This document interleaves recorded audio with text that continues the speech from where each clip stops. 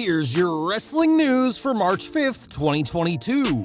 And your headlines for today include breaking news as Cody Rhodes is listed on internal WWE WrestleMania documents, WWE Creative already up to speed. I actually retired. Brock Lesnar drops a bombshell about his decision.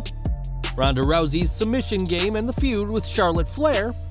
WWE forgets their own history in Ronda Rousey versus Charlotte Flair storyline. Are wrestling fans buying Drew McIntyre's feud with Happy Corbin? Thunder Rosa denies injury reports and will compete at AEW Revolution. Stop doing that! WWE Hall of Famer told Brock Lesnar not to do a dangerous move. Samoa Joe would love to have a match against Jon Moxley. Ricochet's big title win on Smackdown and what it means for him, and more. We are kicking off today with Cody Rhodes, who is rumored to be returning to WWE very soon. Ever since he and Brandi left AEW, there was talk that Cody, but not his wife, would be returning to Vince McMahon's promotion, and that still appears to be the plan. This week it was reported that talks between Cody and McMahon had fizzled out, but that isn't the case anymore. When Ringside News asked about Cody's situation, they were told that the former three-time TNT champion is scheduled for WrestleMania according to the internal show documents, and that this is what the most recent plan is for the two-night event. Ringside News were also told that no other information was available, so we can't say whether he's got a match booked for the two-night event or just an appearance, which would also be a huge deal for WWE. The fact that Cody Rhodes' name is on the internal documents for WrestleMania certainly seems like a sign WWE is bringing him back, but we can never rule out plans changing in the chaotic WWE, and we'll just have to keep our eyes on WrestleMania and possibly the biggest return to WWE in years.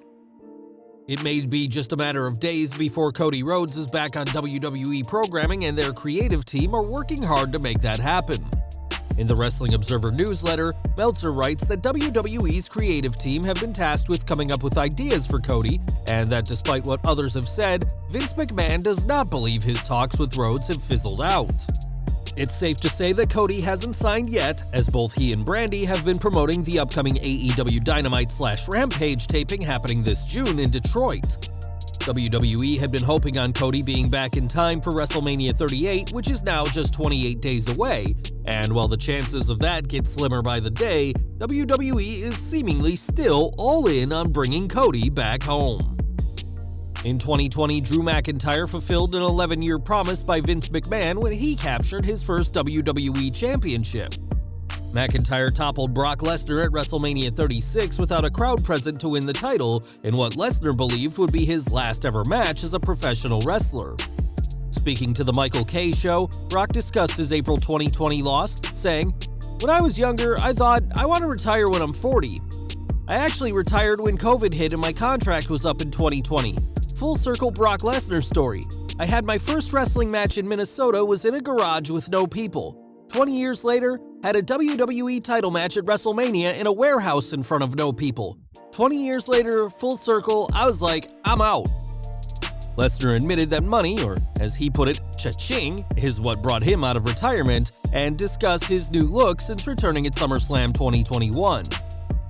"My whole life I've been wearing a flat top crew cut. In UFC, I grew my beard out once. I said I'm gonna let it all go once I left WWE. Last summer, before any of this evolved, it was so hot I said, I'm gonna cut my hair. So my kids cut my hair. They said, we're gonna give you a mohawk. Then they go, I bet you won't wear a ponytail. I wasn't gonna lose a bet to my kids. So I wore this look. It wasn't a mastermind plan, it was a joke. Here I am. Brock Lesnar is a big-ass joke."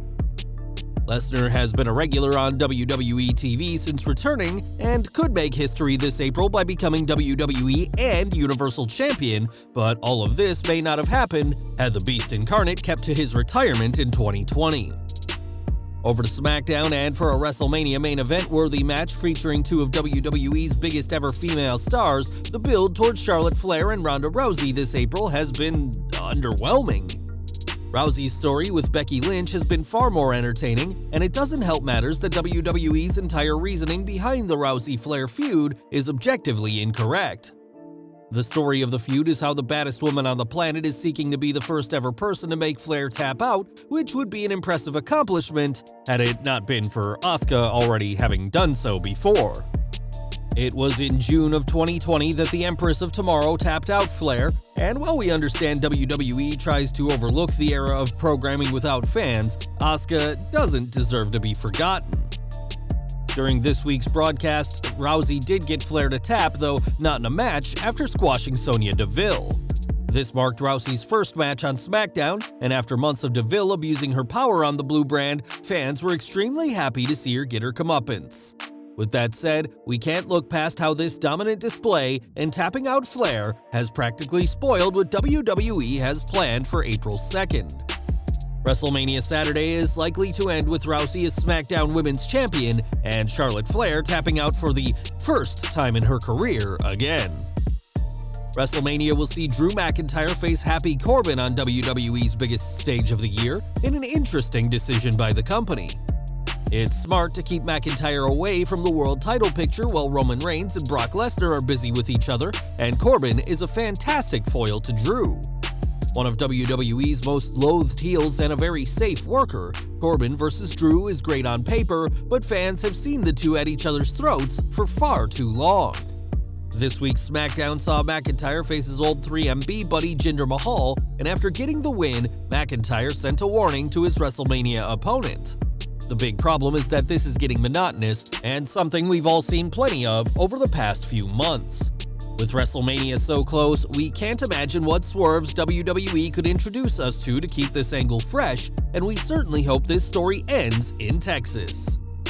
Over to AEW now, as tomorrow night Thunder Rosa will challenge AEW Women's World Champion Britt Baker in possibly the biggest challenge to the DMD to date.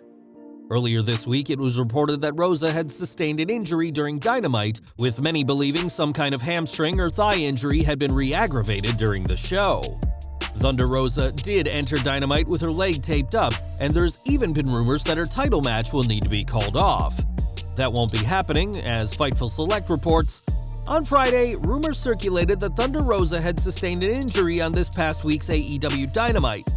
Fightful reached out to Rosa and additional AEW sources who vehemently denied that she was injured and said that the AEW Revolution match would continue as planned.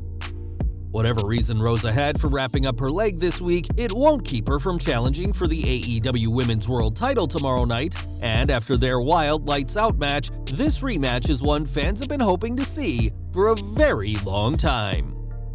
Back to WWE, as Brock Lesnar is a physical specimen in the ring and is deceptively quick for a man his size. In 2003, Lesnar performed a shooting star press at WrestleMania 19 and admittedly nearly broke his neck in the process, but it was a move the Beast had done countless times before.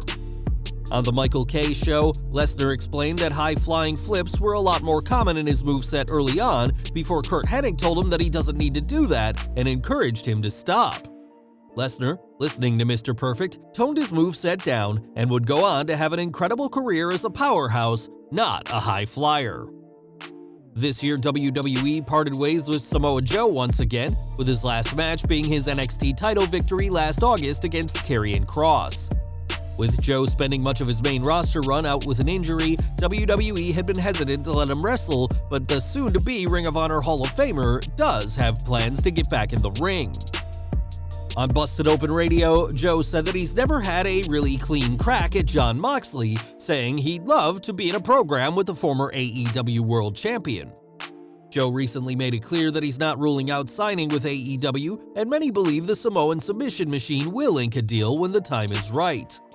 While AEW allows Moxley to compete in other promotions, meaning Joe doesn't have to sign with a promotion to work with him, it would certainly help his chances if he signed with Tony Khan, and we're confident that the AEW president would love to add Samoa Joe to his already impressive roster.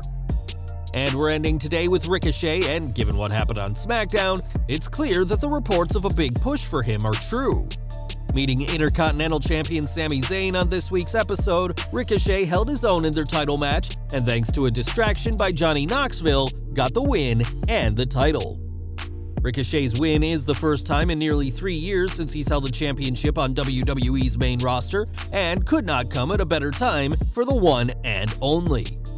As for Zayn, his third title reign may have ended abruptly, but is paving the way for a massive celebrity match with Johnny Knoxville, who continues to impress fans with his antics.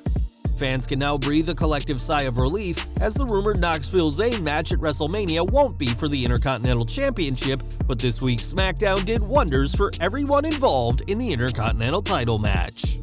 Well guys, that's our news for today. Please share your comments below. Also hit the like button, subscribe to our channel, and hit the bell icon to receive all notifications. And as always, thanks for watching.